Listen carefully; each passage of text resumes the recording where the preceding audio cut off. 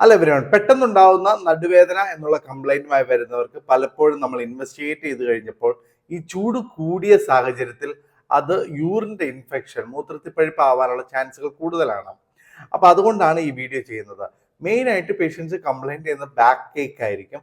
അത് നമ്മൾ പിന്നീട് ഹിസ്റ്ററി എടുത്തു കഴിഞ്ഞ് വരുമ്പോൾ അവർ വെള്ളം കുടിക്കുന്നത് കുറവായിരിക്കും, അല്ലെങ്കിൽ ജോലി ഒത്തിരി ചൂടുള്ളവിടത്തായിരിക്കും ചെയ്യുന്നത്, അടിവയറിന് വേദന, മൂത്രമൊഴിക്കുമ്പോൾ എരിച്ചില്, അങ്ങനെയുള്ള സിംറ്റംസുമായിട്ട് കണ്ടമാനം ആൾക്കാർ വരാറുണ്ട്. അത് ചിലപ്പോൾ മൂത്രത്തിൽ പഴുപ്പായിരിക്കാം. അപ്പൊ നമുക്ക് വീട്ടിൽ തന്നെ ചെയ്യാവുന്നത് വെള്ളം ഒരു 2 മുതൽ 3 ലിറ്റർ വരെ കുടിക്കുക.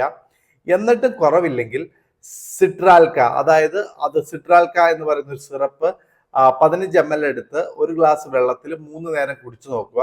എന്നിട്ട് കുറവില്ലെങ്കിൽ മൂത്രം ഒന്ന് പരിശോധനയ്ക്ക് കൊടുക്കുക. എന്നിട്ട് അതിനകത്ത് പസ്സെൽ എന്ന് പറയുന്നത് കൂടുതലാണെങ്കിൽ ആന്റിബയോട്ടിക് എടുക്കുന്നതിനെ കൺസിഡർ ചെയ്യണം. Thank you.